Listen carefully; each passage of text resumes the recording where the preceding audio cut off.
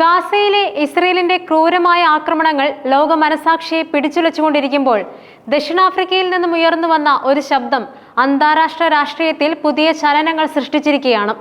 ദക്ഷിണാഫ്രിക്കൻ സൈനിക മേധാവി ജനറൽ റുട്സാനി മഫ്വാനിയ ഇറാനിൽ വെച്ച് നടത്തിയതായി ആരോപിക്കപ്പെടുന്ന ചില പരാമർശങ്ങൾ കാരണം സ്വന്തം രാജ്യത്തു നിന്നും വലിയ വിമർശനം നേരിടുകയാണ്. അദ്ദേഹത്തിന്റെ ഈ ധീരമായ നിലപാട് ദക്ഷിണാഫ്രിക്കയുടെ അമേരിക്കയുമായുള്ള ബന്ധം കൂടുതൽ വഷളാക്കിയേക്കാമെങ്കിലും അത് മനുഷ്യത്വത്തിന് വേണ്ടിയുള്ള ഒരു പോരാട്ടത്തിന്റെ പ്രതീകമായി മാറുന്നു. പ്രസിഡന്റ് സിറിൽ റാമാഫോസ അമേരിക്കയുമായി വ്യാപാര ബന്ധം പുനഃസ്ഥാപിക്കാൻ ശ്രമിക്കുന്ന ഈ സമയത്താണ് സൈനിക മേധാവിയുടെ ഈ നിലപാട് എന്നതും ശ്രദ്ധേയമാണ്.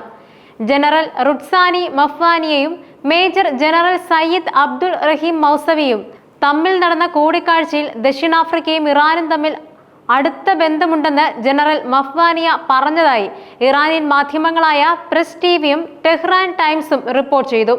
ദക്ഷിണാഫ്രിക്കയുടെ വർണ്ണവിവേചന വിരുദ്ധ പോരാട്ടത്തിന് ഇറാൻ നൽകിയ ചരിത്രപരമായ പിന്തുണയെ അദ്ദേഹം അനുസ്മരിച്ചു. ദക്ഷിണാഫ്രിക്കയ്ക്കും ഇറാനും പൊതുവായ ലക്ഷ്യങ്ങളുണ്ട്. ലോകത്തിലെ അടിച്ചമർത്തപ്പെട്ടവർക്കും പ്രതിരോധമില്ലാത്തവർക്കും ഒപ്പം ഞങ്ങൾ നിലകൊള്ളുന്നുവെന്നും അദ്ദേഹം വ്യക്തമാക്കി. കൂടാതെ ഗാസയിലെയും വെസ്റ്റ് ബാങ്കിലെയും ഇസ്രയേൽ ആക്രമണങ്ങളെയും അദ്ദേഹം അപലപിച്ചു. ഇറാനെതിരായ അമേരിക്കയുടെയും ഇസ്രയേലിന്റെയും സൈനിക സാമ്പത്തിക നടപടികളെ അന്താരാഷ്ട്ര നിയമങ്ങളുടെയും മാനദണ്ഡങ്ങളുടെയും ലംഘനമാണ് എന്ന് അദ്ദേഹം അപലപിച്ചു. പുതുക്കിയ ആക്രമണം ഉണ്ടായാൽ കൂടുതൽ നിർണായകമായ പ്രതികരണം നൽകാൻ ഇറാൻ സൈന്യം സജ്ജമാണെന്ന് അദ്ദേഹം വ്യക്തമാക്കിയതായും പ്രസ് ടിവി റിപ്പോർട്ട് ചെയ്തു.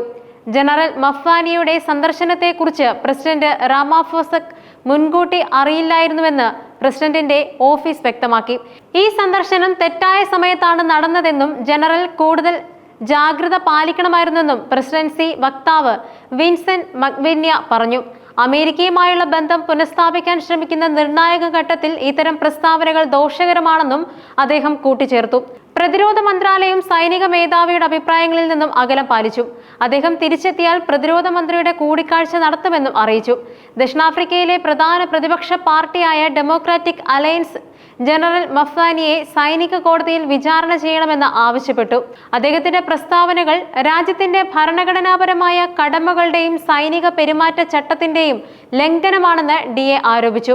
സൈനിക ഉദ്യോഗസ്ഥർക്ക് രാഷ്ട്രീയപരമായ പ്രസ്താവനകൾ നടത്താൻ അനുവാദമില്ലെന്നും ഇത് സൈന്യത്തിന്റെ രാഷ്ട്രീയ നിഷ്പക്ഷതയെ ദുർബലപ്പെടുത്തുമെന്നും അവർ ചൂണ്ടിക്കാട്ടി. ഈ സംഭവം അമേരിക്കയുമായുള്ള ദക്ഷിണാഫ്രിക്കയുടെ ബന്ധം പതിറ്റാണ്ടുകളിലെ ഏറ്റവും താഴ്ന്ന നിലയിലാണെന്ന് വീണ്ടും വ്യക്തമാക്കുന്നു.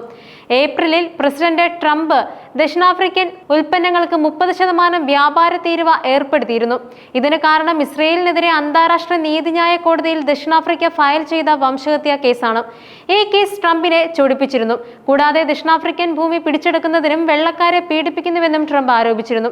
അമേരിക്കയുമായുള്ള ബന്ധം മെച്ചപ്പെടുത്തുന്നതിനായി പ്രസിഡന്റ് റാമാഫോസ മെയ് മാസത്തിൽ ഒരു പ്രതിനിധി സംഘത്തെ വൈറ്റ് ഹൌസിലേക്ക് അയച്ചിരുന്നു. കൂടാതെ അമേരിക്കൻ വ്യവസായങ്ങളിൽ നിക്ഷേപം നടത്താമെന്നും വ്യാപാര നിയമങ്ങളിൽ മാറ്റം വരുത്താമെന്നും ദക്ഷിണാഫ്രിക്ക വാഗ്ദാനം ചെയ്തിരുന്നു. എന്നാൽ ട്രംപ് 30% താരിഫ് നിലനിർത്താൻ തീരുമാനിച്ചു. ഈ സാഹചര്യത്തിൽ ജനറൽ മഫ്വാനിയുടെ പ്രസ്താവനകൾ ദക്ഷിണാഫ്രിക്കൻ നയതന്ത്രത്തിന് കൂടുതൽ തിരിച്ചടിയായി.